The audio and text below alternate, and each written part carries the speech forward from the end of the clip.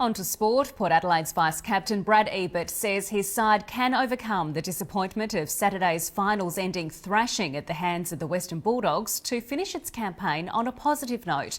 The power's been heavily criticised in the wake of the 64-point loss, described as the worst in Ken Hinkley's 3-year coaching career.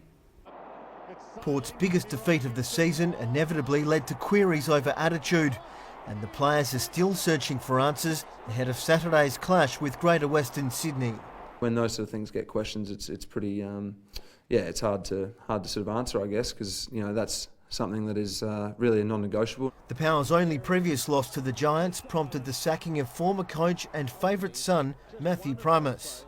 Current coach Ken Hinkley will avoid a similar fate if his side slumps to an 11th loss for the season, and is set to maintain his faith in the playing group. He's stuck with a strong sort of main part of the list for the most part of the season, and he does. He backs us in, and that's the way that Kenny is. At West Lakes, it's a matter of the players backing the club, with young defender Jake Lever the latest Crow to re-sign, pending a 1-year extension to remain at Adelaide until 2017. Just the vision of where the club wants to go, the elite standards that we have here, and just I guess the morale of the boys ever since I've come here. They've just been really welcoming and just a fantastic vibe around the club. The club's first finals berth since 2012 is within reach, with only percentage keeping the Crows outside the top 8 after a memorable win over fellow finals contenders Richmond.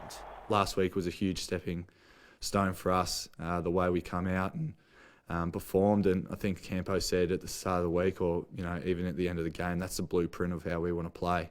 Adelaide travels to face the struggling Bombers on Saturday. John O'Shea, ABC News, Adelaide.